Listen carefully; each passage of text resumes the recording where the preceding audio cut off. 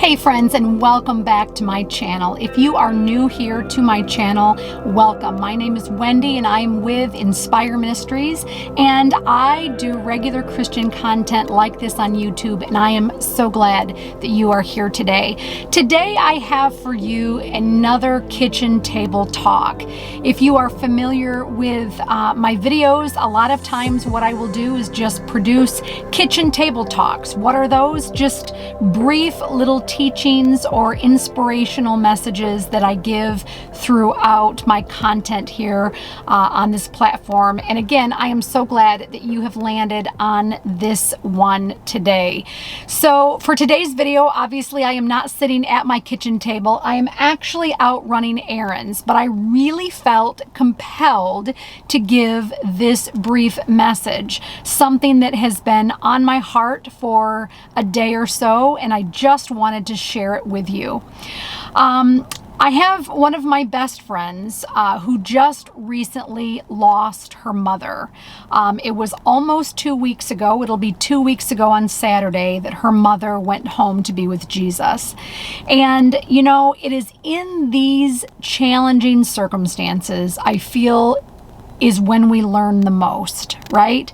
And this is no different. And I have to give you a little bit of encouragement today, because when I was talking to my friend yesterday on the phone, I was so encouraged by some of the words that she said. Now, she is a faithful follower of Jesus. I don't know a whole lot of other people besides her who have she has such a zeal for life. She has such a love for Jesus. Sorry about that. There was an ambulance that went by, so we are in real time today. So I had to pause.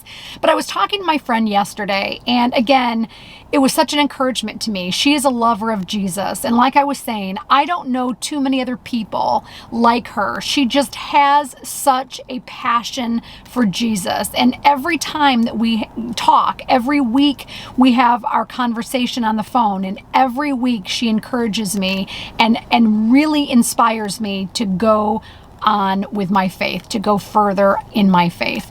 And yesterday was no different. I was talking to her, and we were kind of talking about the experience that she had with her mom's passing, and it was so encouraging to me, because she has walked through some very dark times. She has had many losses that she has had to endure in her life. She has had many setbacks over the course of the years. And sometimes I know in the course of our conversations, she has said things like, I don't know what God is doing. And that is, of course, one of the questions that we are always asking ourselves. God, what are you doing here? So often we find ourselves in that pit, right, where we are asking God, what good could come from any of this?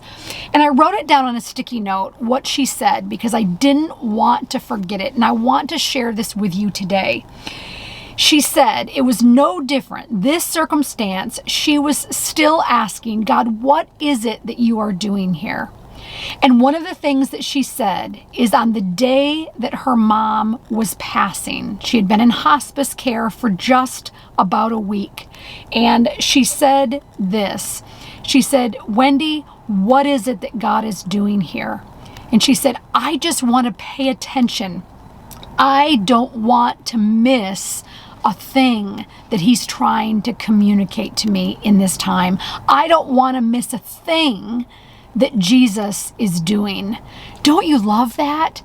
I have such admiration for my friend, that in the middle of her sadness, in the middle of her pain, in the middle of her suffering, she would have the wherewithal to say, God, what are you doing in this mess? What are you doing in this crisis? Because I don't want to miss a thing that you are saying. I don't want to miss a thing that you are doing. And the only reason that she could say that is because she has such tremendous faith that God wastes no tears, that he wastes no pain, that every trial that we face, every circumstance we find ourselves in, every troubling situation that we find ourselves in, there is always his voice that we have to look forward to. It is always this leaning in. God, what is it that you are trying to tell me in this season? What is the lesson?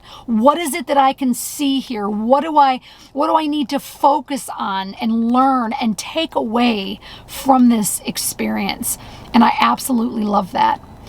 You know, the disciples in John chapter 9, I think it is, the disciples asked Jesus about a blind man. This man had been born blind. And a lot of times what they insinuated back in the day, back in Jesus' day, what was often interpreted as blindness was because of sin. But this man was born blind. And so the disciples were kind of talking amongst themselves. They were scratching their heads and they were like, why was he born blind? And they made this question, they proposed this question to Jesus, and they asked him, they said, was it the sins of this man that caused him to be blind, or was it the sins of his parents that caused him to be blind? Like, what was the reason why he was actually born blind? And Jesus had the best answer. I think it's in John chapter 9, verse 6. Jesus said, no, it wasn't the sin of this man, and it wasn't the sins of his parents. And it says in that verse, this happened so that the power of God could be realized in his life, so that the power of God could be seen in him. A few years ago, my daughter was attending ministry school, and there was a tragic event that happened to a family there at her ministry school. A 2-year-old little girl just went to bed in the afternoon, took a nap, and she never woke up. I'm not sure if doctors ever found out exactly what happened, but she just passed away. She just entered into her forever rest with Jesus, and she was only 2 years old. And I remember in that season of time going, God, what is the good that could come from this? What is the good that can be realized in the situation that is happening before us of the loss of a life of a 2-year-old? And I went back to that verse in John chapter 9 where Jesus says it wasn't because of the sins of that person. It wasn't because of the sins of that parent. It was so that God's goodness could be seen. It was so that the power of God could be realized in that situation. And that is what my friend was doing. She was looking for, where is God in my circumstance? Where is God in this mess? I know right now things do not make sense, but I know that this happened so that the glory of God could be seen in my life, so that the glory of God could be seen in this situation. One of the things my friend and I are always talking about is that if one person is changed by looking at my life, it will have been worth it. And so I encourage you today, friend. I don't know what situation you're going through. I don't know what loss you have endured. I don't know what season that God is asking you to walk through right now. But what I do know is that He is good.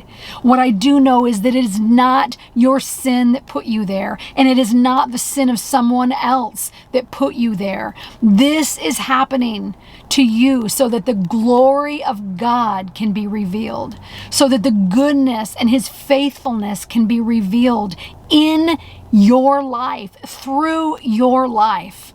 So whatever it is, whatever pain, whatever challenge that you're facing today, I pray that you will be able to see God's hand in it, that you will be able to see His goodness, that you will be able to feel His goodness, and that you will be able to project that goodness onto everybody who is around you. Take time today to say, you know what, God, what is it that you're doing in this? Because I do not want to miss a thing. I know that you are powerful, and I know that your voice is speaking even when I can't comprehend, even when I don't understand what it is that is happening to me. So friend, I pray that you are having a wonderful day today. I pray that this word has encouraged you. If it has, I would ask that you would just give it a big thumbs up and that you would subscribe to this channel so that more content can continue to be produced specifically for you. I love you. I thank you, friend, for being here today. And I thank you for just giving me this opportunity to share this story with you. Have an amazing, awesome day with Jesus. Bye, friends.